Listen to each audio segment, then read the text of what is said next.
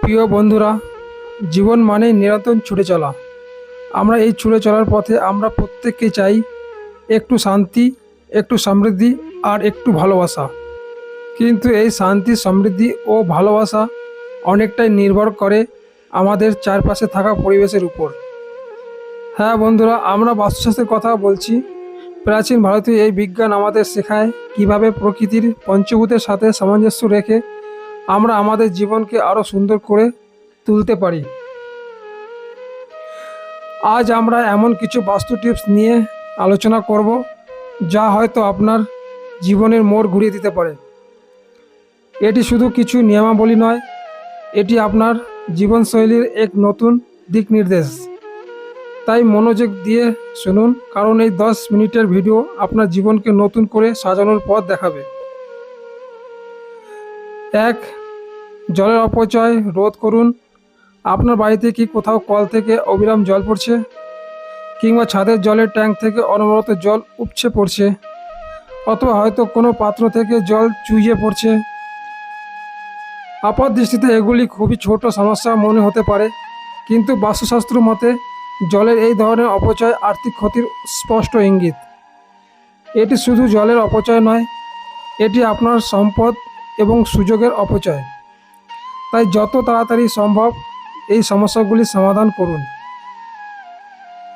2. মাকড়সার জাল ও অব্যবহৃত জিনিস। আপনার বাড়িতে বা বাথরুমে কোথাও কি মাকড়সার জাল জমে আছে? অথবা আপনার বাড়ির ছাদে বা স্টোর রুমে কি অনেক অব্যবহৃত জিনিসপত্র জমে আছে? বাস্তুশাস্ত্র অনুসারে মাকড়সার জাল অলসতা এবং স্থিরতার প্রতীক। এটি বাড়িতে নতুন সুযোগের আগমনের বাধা দেয়। একইভাবে অব্যবহৃত বা ভাঙা জিনিসপত্র, বিশেষ করে ছাদে বা স্টোর রুমে, নেতিবাচক শক্তিকে আকর্ষণ করে এবং আপনার জীবনে উন্নতির বাধা দেয়। তাই নিয়মিত আপনার বাড়ি ঝাড়ুন, মাকড়সার জাল পরিষ্কার করুন এবং অপ্রয়োজনীয় জিনিসপত্র ফেলে দিন বা দান করে দিন। 3. ঝাড়ু ব্যবহারের নিয়ম। ঝাড়ু আমাদের বাড়ি ঘর পরিষ্কার রাখে, কিন্তু এর ব্যবহার এবং সংরক্ষণের নির্দিষ্ট বাস্তু নিয়মাবলী রয়েছে। ব্রহ্ম মুহূর্ত বা সন্ধ্যাবেলায় কখনো ঝাড়ু দেওয়া উচিত নয়, কারণ এই সময়গুলিতে দেবী লক্ষ্মী ঘরে প্রবেশ করেন বলে মনে করা হয়। সন্ধ্যায় ঝাড়ু দিলে তার সম্পদকে ঘর থেকে বের করে দেয়। ঝাড়ু এমন জায়গায় রাখুন যেখানে কোনো অতিথির নজর না পড়ে, এতে আপনার বাড়ির সম্পদ সুরক্ষিত থাকে।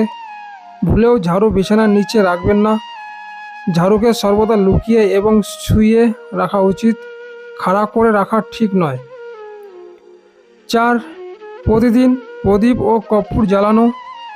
প্রতিদিন সকালে ও সন্ধ্যায় প্রদীপ বা কর্পূর জ্বালানো শুধুমাত্র সুগন্ধ ছড়ায় না, এটি বাড়ির পরিবেশকে পবিত্র ও পরিশুদ্ধ করে তোলে।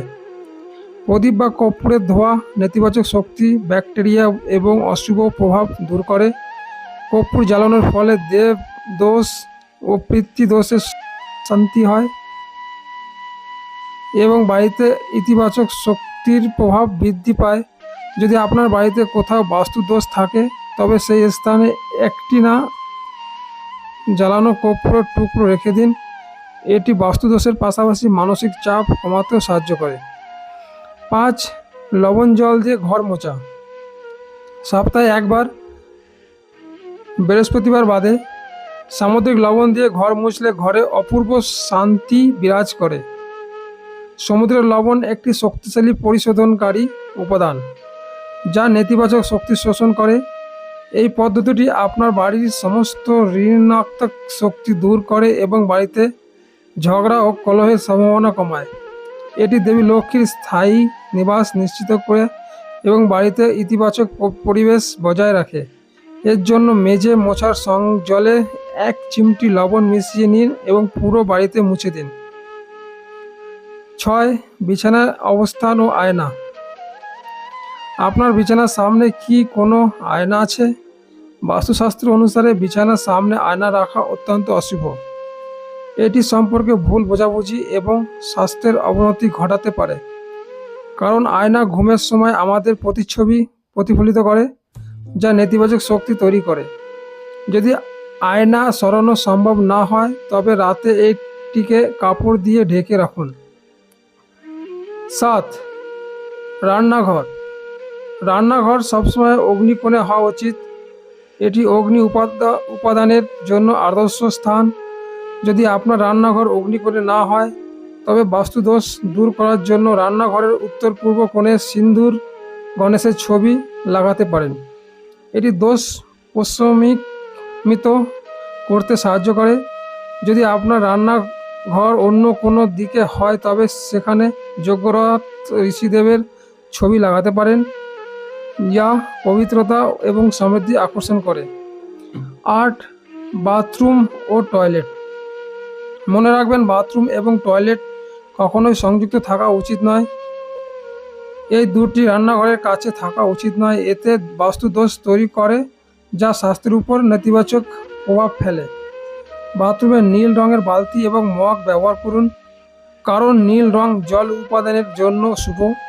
যদি ভুলবশত আপনার টয়লেট ঈশান কোণে তৈরি হয়ে যায় তবে এটি একটি অত্যন্ত গুরুত্বপূর্ণ বাস্তুদোষ। এটি প্রচুর ধনহানি এবং পারিবারিক অশান্তির কারণ হতে পারে। ঈশান কোণে অত্যন্ত পবিত্র এবং এটিকে সবসময় পরিষ্কার ও খালি রাখা উচিত। প্রাথমিক প্রতিকার হিসাবে টয়লেটের বাইরে শিকার করা সিংহের ছবি লাগিয়ে দিন, কারণ সিংহ নেতিবাচক শক্তিকে প্রতিহত করে। এছাড়া টয়লেটের ভেতরে একটি বাটিতে সামুদ্রিক লবণ রাখুন এবং প্রতি সপ্তাহে এটি পরিবর্তন করুন। টয়লেটের দরজা সবসময় বন্ধ রাখুন এবং বাথরুমে একটি মানি প্ল্যান্ট লাগানোর ভালো, কারণ এটি নেতিবাচক শক্তি শোষণ করে। 9. বাড়ির আশেপাশে গাছপালা। আপনার বাড়ির আশেপাশে কিছু নির্দিষ্ট গাছপালা থাকা বাস্তু মতে অত্যন্ত শুভ। কলা, তুলসী, মানি প্ল্যান্ট, আনারস, অশ্বত্থ, বট আর নারকেল, বাঁশ, জামুন এবং জাম ফলের গাছপালা আপনার বাড়িতে চারপাশে থাকা উচিত। এই গাছপালাগুলি ইতিবাচক শক্তি এবং সমৃদ্ধি আকর্ষণ করে। তবে কাঁটাযুক্ত গাছপালা সরাসরি বাড়ির প্রবেশদ্বারের সামনে রাখবেন না, কারণ এগুলি নেতিবাচক শক্তি নিয়ে আসে। বাড়ির প্রবেশদ্বারের কাছে সবুজ গাছপালা এবং ফুল লাগানো বাড়িতে সৌন্দর্য ও ইতিবাচকতা বাড়ায়। 10. হনুমানজির ছবি। ঘরের দক্ষিণ দিকে দেয়ালে হনুমানজির লাল রঙের ছবি লাগান। এর দুটি প্রধান উপকারিতা রয়েছে। প্রথমত, আপনার মঙ্গল যদি অশুভ হয় তবে তা শুভ হতে শুরু করবে, কারণ হনুমানজি মঙ্গল গ্রহের অধিপতি। দ্বিতীয়ত, আপনার মনে কোনো ধরনের ভয় থাকবে না।